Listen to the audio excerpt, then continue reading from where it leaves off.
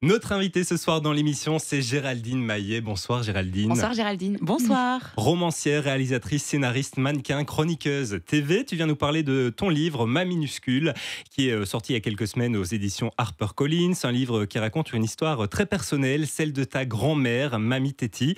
Ton livre commence d'ailleurs de manière assez brutale avec l'AVC de ta grand-mère lors d'un repas dominical. Pourquoi tu as décidé de raconter cette histoire de manière si franche et si intime ? Parce que vous êtes beaucoup plus jeune que moi, mais forcément, même moi, mon âge, et encore ma grand-mère qui a 92 ans, et quand elle a cet AVC lors d'un déjeuner dominical, devant moi, c'est un choc, c'est un tsunami, c'est une déflagration, ça fait mal, on a peur, et on se dit, qu'est-ce qui va se passer ? Et en fait, ça dure 10 minutes entre le moment où j'appelle les pompiers, le moment où ils arrivent, et je me dis, mais qu'est-ce qu'ils vont faire ? Est-ce qu'on va sauver ce petit bout de femme de 92 ans ? Et que si on la sauve, elle va être comment ? Et en fait, c'est une déflagration quand ça arrive dans vos vies. Et j'ai voulu écrire un journal de bord parce que je pense que c'est une vraie réflexion aujourd'hui. C'est quoi d'être vieux dans une société ? Ouais. C'est quoi le grand âge ? Vous avez peut-être encore vos grands-parents, mais c'est quoi être grands-parents, arrière-grands-parents ? Comment on aime nos vieux dans nos sociétés ? Comment on les accompagne ? C'est quoi la dépendance ? C'est quoi le grand âge ? Et tout ça, toutes ces réflexions. Et j'avais envie de faire à la fois rire et à la fois pleurer. 10 minutes pour l'arrivée des urgences, c'est quand même assez rapide, mais pour toi, ça semble une éternité parce que toi, tu es de l'autre côté. Oui, c'est vrai que 10 minutes, franchement, vous refaites la vie. C'est-à-dire que je refais la vie de ma grand-mère, ma vie avec elle, le fait tout ce qu'elle a fait pour moi. Et j'essaie de la ranimer, de lui parler, de lui dire que je l'aime. Moi, je pense que c'est son dernier souffle. Et je me dis, en fait, il faut qu'elle parte quand même. Elle venait de manger des lasagnes. Donc, je me suis dit, c'est cool, des lasagnes comme dernier déjeuner. Et en même temps, et c'est pour ça, vous êtes jeune, donc vous n'êtes pas encore confronté à ce truc-là. Mais quand on voit ça se passer devant nous, on se dit... on veut la sauver. Ouais. Même 92 ans, on veut la sauver. Même si elle n'a pas l'avenir devant elle, on veut la sauver, on veut que ça se passe bien, on veut on veut la garder auprès de nous le plus longtemps, dans de bonnes conditions. Et qu'est-ce qui t'a motivé à raconter l'histoire de ta grand-mère, à partager cette histoire dans ce bouquin ? D'abord, pour ceux qui nous écoutent, je pense que c'est une histoire totalement universelle. C'est-à-dire que c'est personnel, c'est intime, mais il y a des dizaines de milliers d'AVC par an tout le temps, en Belgique, en France. Et en plus, le grand âge, elle a un Alzheimer, donc c'est plus d'1 million de personnes en France. Donc c'est un truc de santé publique. Et j'ai eu envie de l'accompagner parce que j'ai voulu raconter qui elle était. J'ai voulu raconter que c'était quoi, sorte de parcours du combattant, quand tout d'un coup, quelqu'un qui vit seul, en autonomie, qui va chez Picard, qui va chez le coiffeur et qui tout d'un coup se retrouve comme une sorte de petit légume à l'état vraiment de fœtus, de vieux fœtus. Et je me suis dit, je voulais raconter ça et je voulais aussi faire une déclaration d'amour aux soignants. Parce que nous, on n'arrête pas de dire à la télé en France, et je ne sais pas si ça se dit pareil en Belgique, que on meurt aux urgences, qu'il y a de la maltraitance dans les EHPAD. Oui. Et dans ce parcours du combattant, moi, j'ai eu super peur de ça. Je dis, mais mon Dieu, quand elle va arriver aux urgences, on va la laisser mourir parce qu'elle a 92 ans. On estime qu'elle n'est pas valable, elle n'est pas encore utile à la société. Pareil, à l'EHPAD, je me suis dit, on va pas la laisser dans un EHPAD. Je sais pas, qu'est-ce qui va se passer ? Ils vont la laisser mourir de faim ou voilà. Ouais. Et moi, j'ai vu toute autre chose, en fait. Et c'est ça que j'ai voulu montrer. J'ai voulu faire une sorte de déclaration d'amour aussi à ces soignants, infirmiers, brancardiers, kinés, tout le monde. Parce qu'ils sont invisibles aux yeux de ma grand-mère. Ma grand-mère, si elle vous voit là, elle va vous dire « Oh, vous êtes trop beau !»« Oh, vous êtes trop beau !» Alors, elle a raison, vous êtes très beau. Vous aussi, vous êtes très belle. Merci. Mais elle va le répéter, genre 10 fois inlassablement, et elle va dire « Il est quelle heure ? Il est quelle heure ?» Et donc, vous allez lui donner l'heure, et elle va le répéter. Donc, en fait, ces soignants qui font tout pour elle, ils lui donnent à manger, ils lui changent les couches, ils lui donnent la douche et tout. Ces invisibles qui font un taf hyper dur qu'on ne ferait pas nous-mêmes. Moi, je ne le ferais même pas moi-même pour ma grand-mère. En fait, j'ai voulu aussi leur rendre hommage parce que je trouve que parfois on les maltraite un peu aussi dans ce qu'on dit sur eux. Alors il y a de la maltraitance, je ne suis pas dans un déni. Oui, parce qu'à un moment donné, dans ton bouquin, tu parles du livre de Victor Castanet, Les Fossoyeurs. Tout à fait. Tu avais des craintes aussi par rapport à ça. J'étais pétrifiée, c'était un des derniers bouquins que j'avais lu par rapport justement aux aînés et tout ça. Pour ceux qui ne savent pas, donc c'est un livre qui dénonce un peu les dysfonctionnements qu'il y a dans certaines maisons de repos. Les gros dysfonctionnements, tu as raison, les gros dysfonctionnements, la maltraitance, ou soit des personnes âgées qu'on laisse mourir, qu'on prive de soins, à qui on ne donne pas à manger et tout ça. Donc moi, j'étais totalement pétrifiée et terrifiée de ça. Oui. Et quand ça vous arrive, en fait, vous avez une responsabilité. C'est-à-dire que tout d'un coup, vous êtes un enfant ou un petit enfant et vous avez la responsabilité de votre aîné. Et donc, les rôles s'inversent. C'est une redistribution Surtout que toi, des tu as cartes. eu un rôle important pour ta grand-mère, parce qu'il y avait une grosse partie de ta famille qui n'habitait malheureusement pas très proche. Ils étaient loin, c'était devant moi. Moi, j'avais une Ouais. responsabilité. Je me dis, mais en fait, si elle meurt dans mes bras, comment je vais l'assumer? Comment je vais le vivre? L'annoncer Est-ce qu'on va aussi. m'en vouloir? Comment je vais l'annoncer? Et après aussi, et vous le verrez peut-être plus tard dans vos vies, en fait, après, tu sais, c'est des conversations de famille. C'est-à-dire que tout le monde n'est pas d'accord par rapport à ça. Mmh. C'est-à-dire qu'elle a eu un AVC. L'AVC, malgré tout, l'a abîmée. Est-ce que c'est une bonne chose qu'elle soit encore là? Ouais. C'est-à-dire qu'ils l'ont sauvée. Est-ce que c'est une bonne nouvelle? Moi, j'ai tendance à penser oui. Mhm. Et puis, dans les familles, on n'est pas forcément d'accord. Ouais. Mais c'est vrai que je comprends parce que du coup, moi, c'était il y a quelques années. Ma grand-mère a eu l'Alzheimer aussi. Ouais. Et par contre, pareil, ma maman avait peur qu'elle se fasse maltraiter et tout ça. Donc, c'est elle qui s'en est occupée parce qu'elle avait une formation d'infirmière, donc ça facilitait.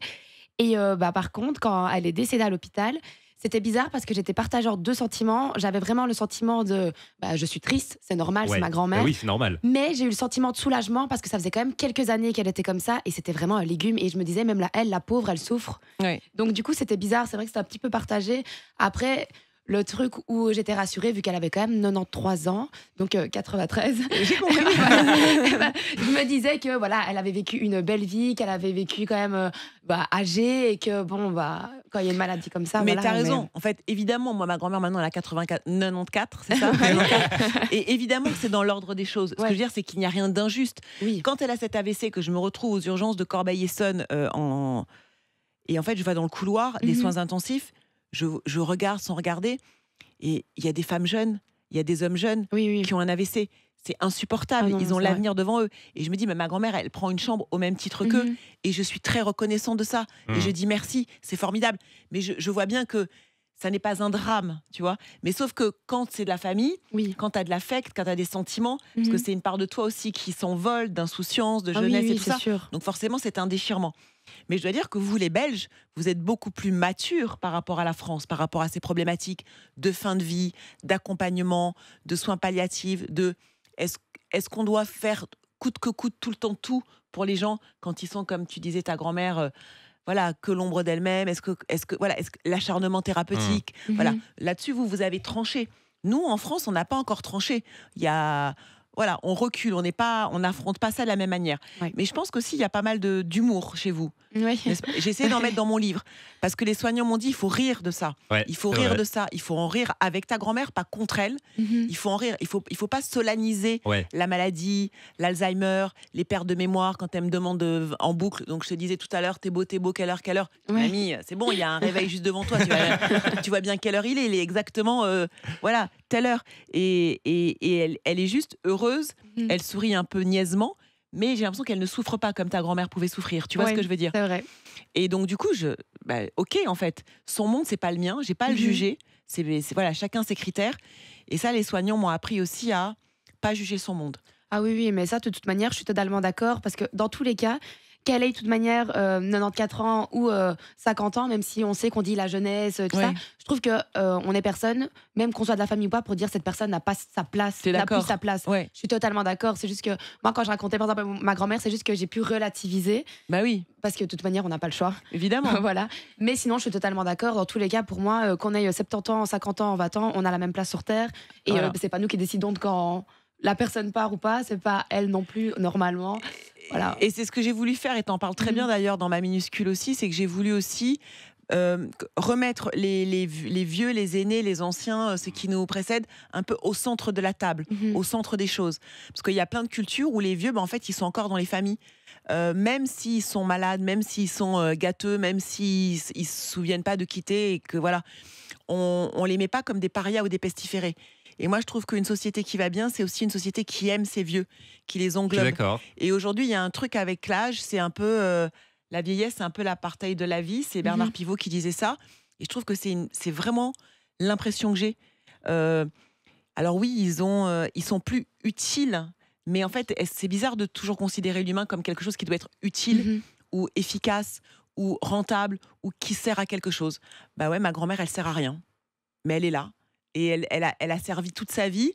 Mais aujourd'hui, oui, évidemment qu'elle est inutile, mais elle est utile à sa manière. Voilà. C'est quand même trash, je trouve, quand on entend ça à haute voix, genre elle sert à rien. Enfin, je sais pas. C'est ce que la société renvoie tout le temps aux vieux. C'est fou.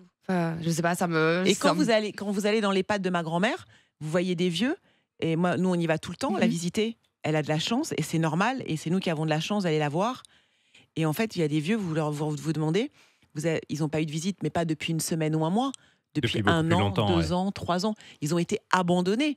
Et je me dis, mais quel style d'homme on a été ou de femme on a été, parents ou grands-parents, pour être abandonnés à ce point-là par ses enfants ou par ses petits-enfants. Enfin, c'est un vrai questionnement. Encore une fois, je culpabilise pas les gens, mais je me dis, waouh, il faut être OK avec ça. Alors, j'aimerais revenir un peu sur ce que tu disais tout à l'heure. Il y a beaucoup de moments dans ton livre où tu décris avec détail des gens qui sont venus en aide à ta grand-mère, Ouais. leur âge, leur métier, leur passion. Je pense notamment à Rose, à Gaëtan et à tous les autres. C'était vraiment important pour toi de mettre toutes ces personnes en avant puisque tu étais à leur rencontre au moment où tu as décidé d'écrire ce livre. Pour 2 raisons. D'abord, la première, c'est par rapport à ce que tu expliquais tout à l'heure avec le livre Les Fossoyeurs. Mhm.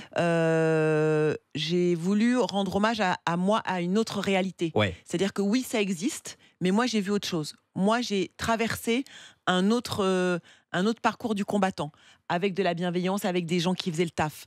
Et j'ai voulu leur rendre hommage. Et ensuite, parce que pour ma grand-mère, ils étaient invisibles. Parce que ma grand-mère ne se souvenait pas que Gaëtan était venu la veille lui donner la douche et qu'il a fait ça pendant 6 mois. Parce que ma grand-mère ne se souvenait pas que c'était Rose qui lui changeait la couche tous les jours depuis 6 mois. Et en fait, je me suis dit, mais il faut visibiliser ces invisibles. En tout cas, les invisibles de ma grand-mère. Et il faut remettre de l'humain aussi là-dedans. Ouais, bien sûr. Parce que tous ces gens-là que j'ai rencontrés, au début, ils voulaient pas. Hein. Ils avaient peur que ce soit une caméra cachée ou un truc contre eux. Parce qu'ils ont été traumatisés par tout ce qu'on dit. On meurt aux urgences, Oui, oui, oui. on maltraite nos vieux et tout ça. Et j'ai rencontré des gens passionnés. J'ai rencontré des gens qui ont tous choisi de faire gériatrie et le grand âge par vocation et par passion, pas faute de mieux, par rapport à des trajectoires personnelles, intimes. Tu vois, par exemple, toi, tu disais, moi, j'ai perdu ma grand-mère. Ben, voilà, il y en avait un qui avait perdu sa grand-mère très jeune. Ça l'avait frappé dans sa constitution d'homme. Et il s'était dit, ben, moi, je vais être là pour les vieux, pour les accompagner, tout ça. Donc, ça, c'était hyper important. Dans leurs revendications, quand ils me donnent, je leur demande leur salaire, qui est tout petit. Oui, ça c'est assez impressionnant, surtout que entre la Belgique et la France, il y a quand même un peu des différences. Mais moi, Oui. c'est quelque chose qui m'a choqué dans ton livre, c'est voir le salaire de ces personnes qui ont des jobs, Et des responsabilités, des responsabilités énormes. importantes, Bien sûr. et puis une charge mentale aussi qui est assez Énorme. importante. Ah oui, bien c'est sûr. sûr. Hein. 1800, 1700. Mm. Voilà, mais. Et pas un ne s'est plaint. Les gens, ils m'ont tous dit, c'est dur. Ok, les conditions, c'est compliqué. Mhm. Ok, peut-être qu'on est en sous-effectif, en manque de bras, ça, mais on fait le taf, on tient. Et ce que j'ai retrouvé, enfin, ce qui m'a paru le plus important quand j'ai écrit ce livre et quand je suis allée à leur rencontre, et je me suis dit, si ça doit être un petit caillou que je dois un peu poser, une sorte de petite, pas de morale, parce que j'aime pas la littérature moralisatrice, c'est qu'en fait, il faut remettre de l'humain. Et de la même manière que je te parlais tout à l'heure et que je vous parlais tout à l'heure des vieux, il faut les mettre au centre des choses. Ouais.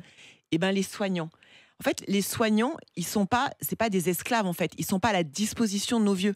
On a le droit, nous, en tant que famille et accompagnants de ma grand-mère, par exemple. Bonjour Gaëtan, ça va aujourd'hui? Vous allez bien?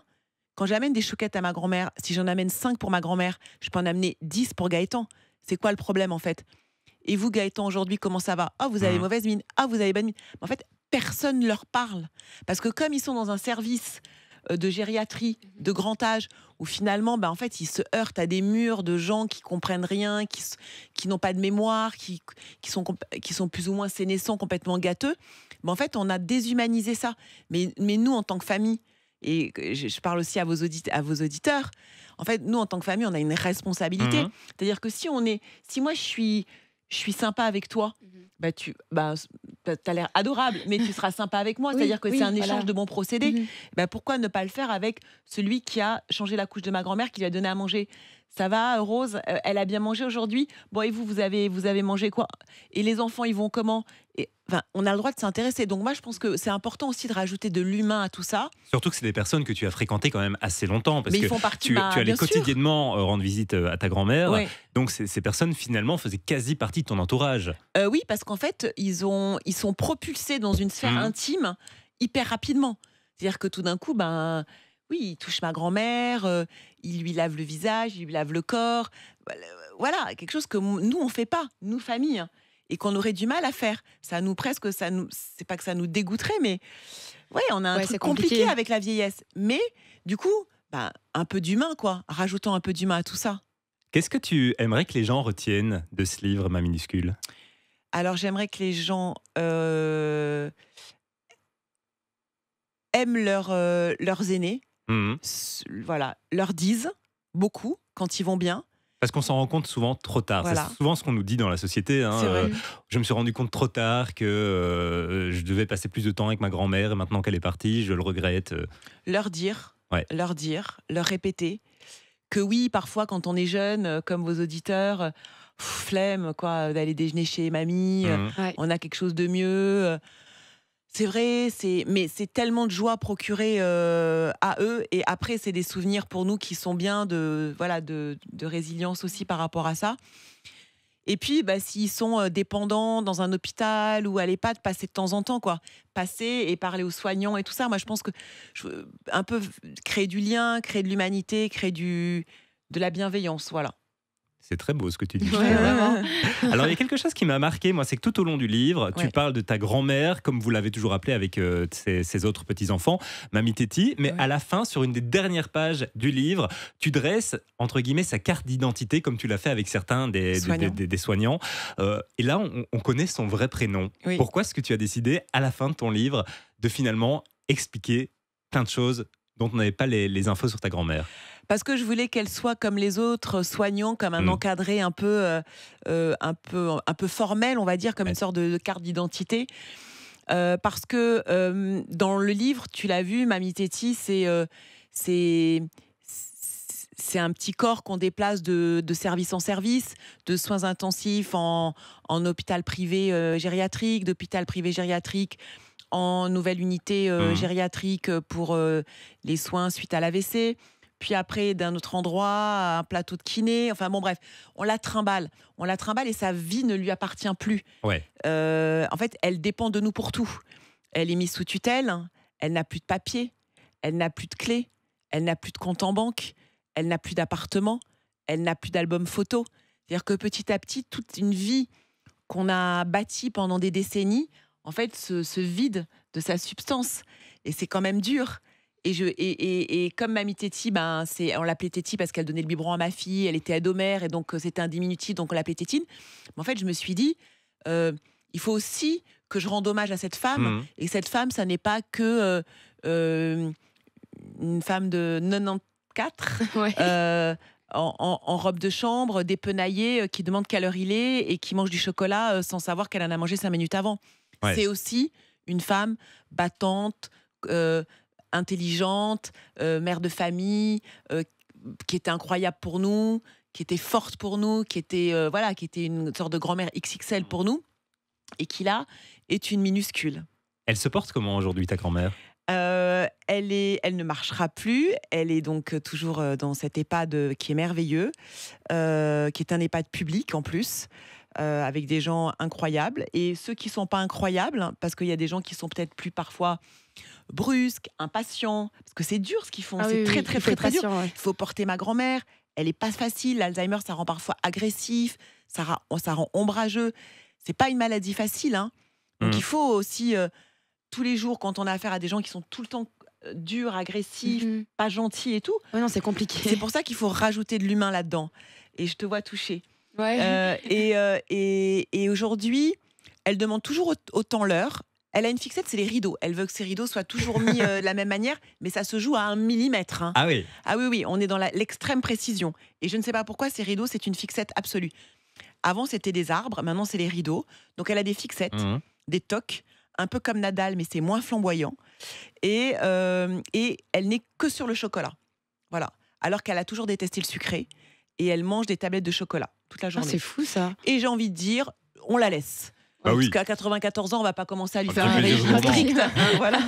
On rappelle en tout cas le livre Ma minuscule de Géraldine Maillet, sorti aux éditions HarperCollins, avec d'ailleurs une très belle couverture, très colorée, qui est une photo de ta grand-mère. Il y a 2 ans, vous imaginez? Juste avant l'AVC alors. Ouais. C'est il y a 2 ans, là, c'est... En fait, c'est ça qui est dingue. C'est que quand je lui montre la couverture, d'abord, elle l'oublie. C'est-à-dire que je lui montre, elle fait « Waouh, je suis bien. Hein. » Ouais. Donc, elle voit que c'est elle. Je dis « Ah, Mamie, elle se c'est reconnaît. Ouais, j'allais dire, Je c'est dis, quand même Mamie, déjà c'est bien. toi. Hein. » Elle fait oui, je suis bien. Hein. Et elle ne voit pas comment elle est aujourd'hui. Parce que moi, le nombre de fois où quand elle était en forme, elle me disait, si je suis comme ça dans un lit avec des couches, en fauteuil roulant et que je marche pas, on arrête tout. Hein. C'est quelque chose qu'on entend dans beaucoup de familles. Oui, hein, ça... Voilà. Mais sauf que maintenant, elle demande. Enfin, elle est là, elle est contente. Enfin, elle est contente. Elle n'est pas contente. Elle n'exprime rien, elle ne souffre pas, mais elle est juste là. Et là, c'est déjà beaucoup dans la vie. Merci en tout cas, Géraldine. Merci à vous pour votre accueil. Venue sur Fun Radio. C'est un réel plaisir. Merci. Fun Radio. Enjoy the music.